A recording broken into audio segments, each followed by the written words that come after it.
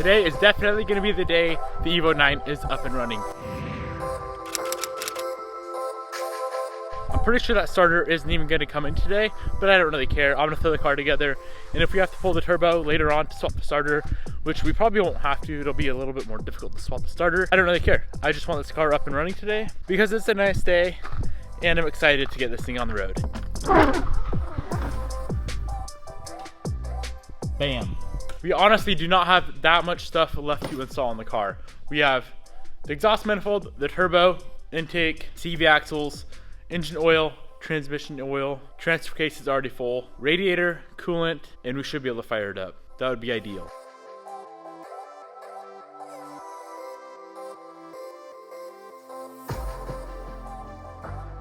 I guess we do have some intercooler piping as well, but yeah, within probably 2 hours, we should have this thing running up on the road. It's still up in the air whether that knock, that ticking noise is going to go away. I'm pretty confident it was the lifter, so we put new lifters in the engine. I do know right when you fire it up, it's going to be insanely noisy, just like the Evo 8 was when you put the motor in that car, because the lifters aren't going to have any oil in them whatsoever. So we're going to have to fill up the oil, and then they'll quiet down. I'm nervous. I'm honestly really nervous. There's a lot of work for maybe not even fixing the issue, but I'm pretty confident that's what it was. So without further ado, let's get to work. Let's slap some parts on this car and see if she's gonna run. I've kind of been slacking on cleaning parts before I install them on this build, and I know that. So before we install anything today, before we do anything at all, I think I want to run through and clean up all these parts that we need to install. Just a quick bath, some brake cleaner, some degreaser, should take like 30 minutes, and it's gonna make everything a lot nicer looking.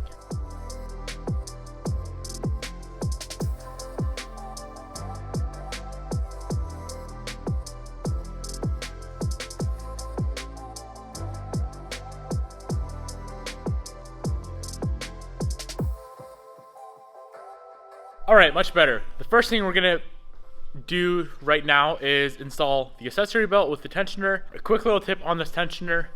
Let me go find it. Where is it? You can put like a small Phillips screwdriver through that. So when you put it on the car, you don't have to crank on the tensioner to get the belt on. All we have to do is bolt the tensioner on the car, put the belt on, pull the screwdriver out, and it'll automatically tension the belt. After that, I'll probably do the turbo with the exhaust manifold, downpipe, all that good stuff. And honestly, intercooler piping, radiator, fluids. Fluids is always fun to do. And then see if she runs.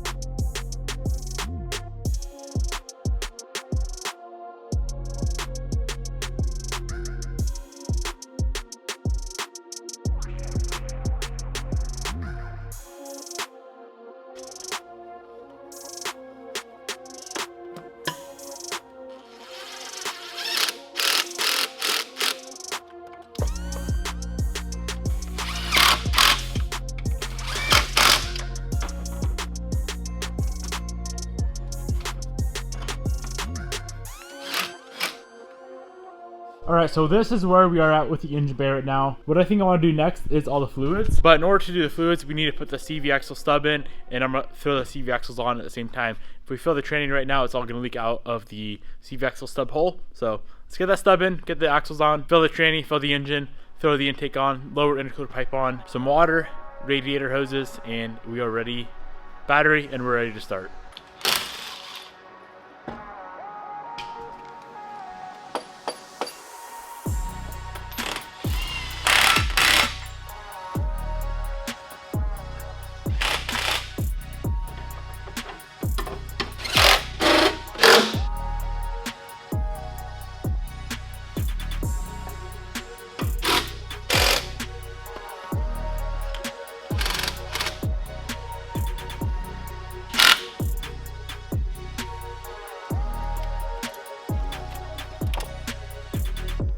The car is 99% complete. Only things we need to fire this thing up is the fluids. So engine oil, we are running AMS oil 5W30 as always. This right here. For the transmission gear oil, we are running AMS oil manual transmission 75W90. I know there's a ton of threads like going through which tranny oil, which gear oil is the best for the 6-speed. A lot of people say OEM, a lot of people say AMS oil. A lot of people say Royal Purple. There's a ton of different answers out there. I figured AMS oil is gonna be a safe bet to run. And then we're just gonna be running straight water right now, straight distilled water. Make sure we don't have any leaks. As soon as you drive it a little bit, we'll come back, drain the water, throw the 50-50 coolant distilled water mix in there. But yeah, let's get some fluids in this thing and see if she'll fire up.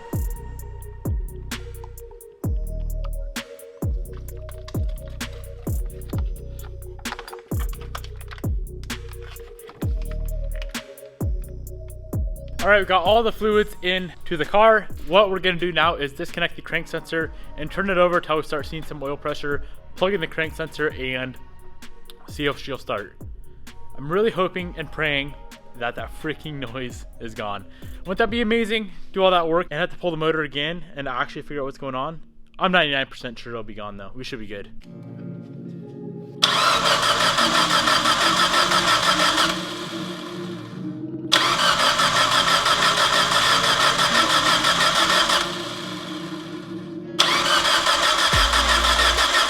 Alright guys, we should be good to go. Plug in the injectors. It's also weird because that starter isn't making any noise like it did before. So I'm kind of confused there. I guess it's a good thing we don't have to swap it out now. Alright, injectors are in. Crank sensor's plugged in. We should be good to go. I don't see any leaks yet. No oil leaks, no coolant leaks, no transmission, no transfer, no leaks at all.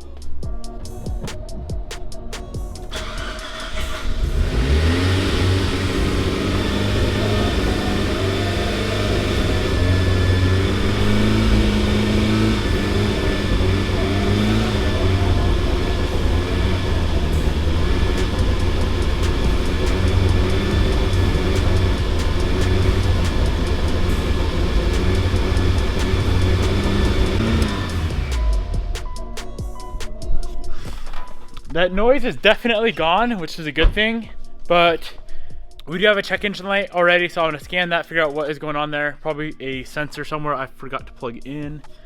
Crank sensor, no, everything looks fine up here. And it's idling really, really high, and AFRs are a bit lean. Everything else seems fine, no leaks yet. That noise is gone, so it sounds absolutely amazing. Let's figure out what this check engine light's all about, and then we can move on from there. Damn, it's always a good feeling when you go to start up a car and it fires up right away and everything seems to be fine. Wonder what this check engine light's about. Probably some evap stuff that I probably plugged in backwards. All right, what's the code? Crankshaft position sensor A. Yeah, not a big deal. We're just gonna clear it. That's probably from when you're cranking it over to get oil pressure. So I'm gonna clear that code, erase code, and fire it up again and see if it comes back on. If it does, we might have a little issue, but I'm trying to figure out why it's idling so high. Really, really high.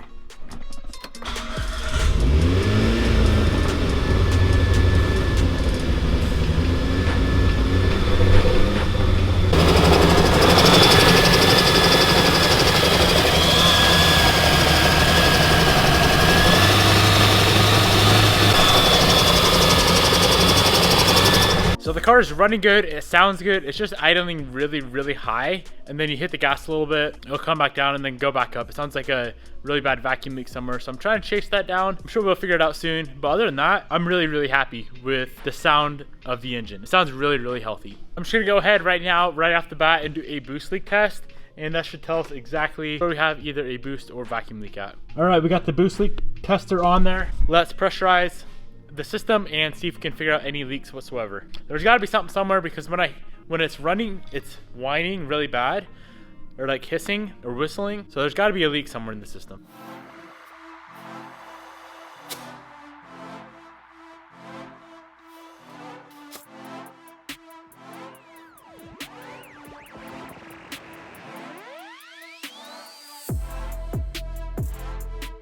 So there ended up being 2 vacuum leaks. I fixed both of those. I haven't tried to start it yet, but I went ahead and did a compression test on this motor just to make sure everything's healthy. We're still at the same exact compression as before, 125 to 130 across all 4 cylinders. Double check timing, cam timing, we're all good there. So let's fire it up and see if it runs any different with both of those leaks fixed.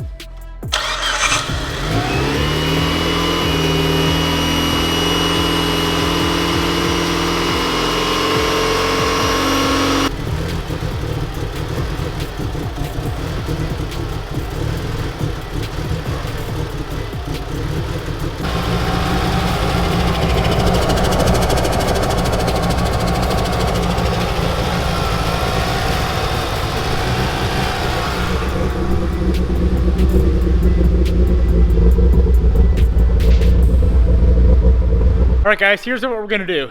The car's still running a little bit weird. I wanna get it completely on the ground, so before we do anything at all, I wanna make sure all of our fluids are good to go. We've gotta make sure our tranny's good to go, our transfer case, our engine oil, our coolant levels are all good before we do anything else. I don't wanna keep running it and trying to diagnose issues if we're like high in the transfer and the tranny, low on engine oil, all that stuff. So let's just go ahead and make sure all that is good to go. Get the car complete, maybe get it on the ground, and I might try to go drive it how it is. It's not running lean anymore, it's running super rich. It kind of like smoked out the shop a little bit. So I want to go try to drive it, see if it will throw any check engine lights. I think it's safe to drive. Being rich is a lot better than being lean, so I think fixing those vacuum leaks fixed the lean issue, but now it's running rich, which is really weird. And then as you guys hear, it sounds, my whole intake system sounds really weird. It sounds like there's a misfire, so maybe it'll throw a code, maybe it won't. Either way, I just want to get it on the ground, get it complete, and maybe go drive it for like just like half a mile and see if it'll throw a code. So we're doing our transfer case fill the Jack's transmission way. When we had the transfer case out, we put a whole quart of oil in there. Now we're just gonna start it up, throw it in gear for maybe like 2 or 3 minutes, and then pull the fill plug out, and it'll be a good level for the transfer case. Same thing with the transmission. And then engine oil is just, you guys know how to check your engine oil.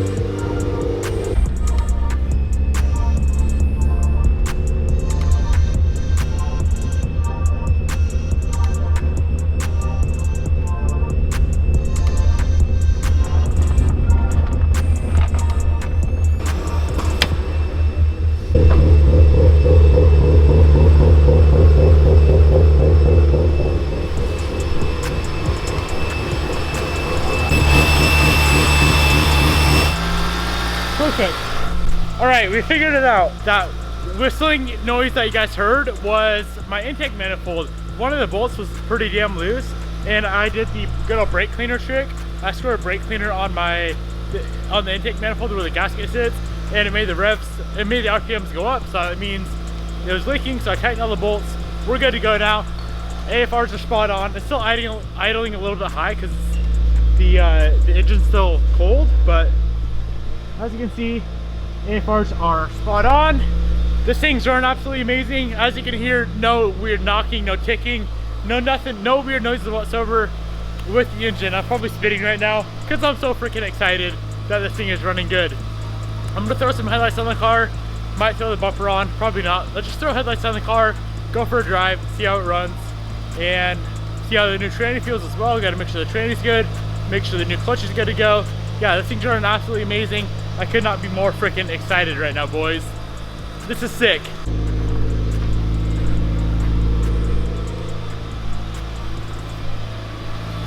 You know what, guys? Screw it. I'm gonna try to drive this car into town tonight. So I'm just gonna throw the headlights and the bumper on, get it complete, and go for a nice drive. Make sure it's good to go. I might come back, pressure wash the engine bay because it's still kind of dirty. We didn't really do much cleaning on it this time around, unfortunately, but pressure wash the engine bay, check out the fluids, make sure this thing's good to drive.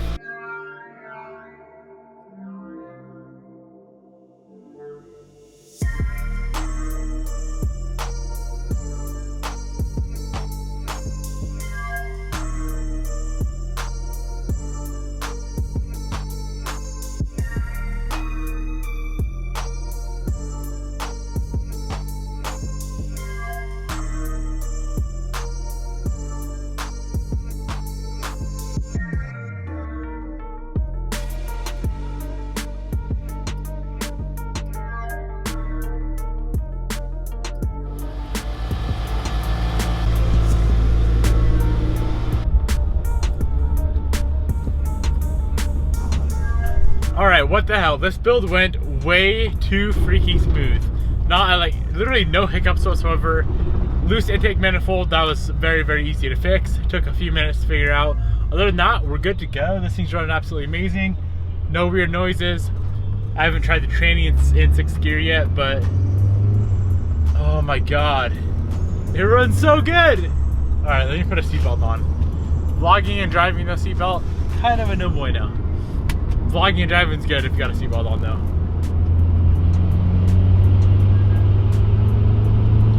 Fourth gear's fine. 5th gear's fine. 6th gear's fine. Alright.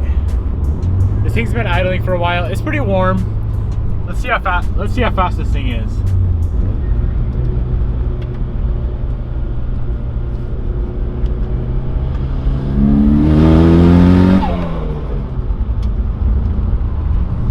Damn, it actually gets down.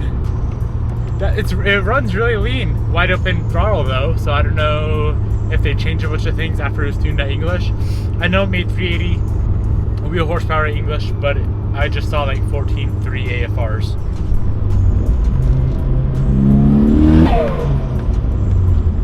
This thing's running good. I am happy. I'm very happy.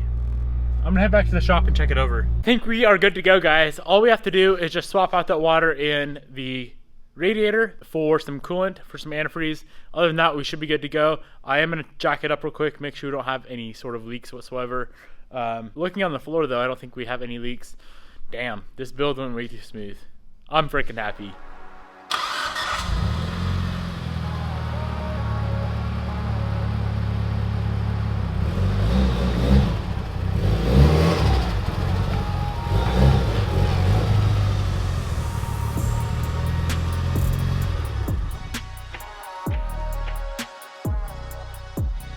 All right, here's the plan. We're gonna let this thing cool down for a little bit, and I'm gonna pressure wash the whole underside. As you can see, it's pretty dang dirty. So I'm gonna do the underside, then I'll lower it down and do the actual engine bay itself.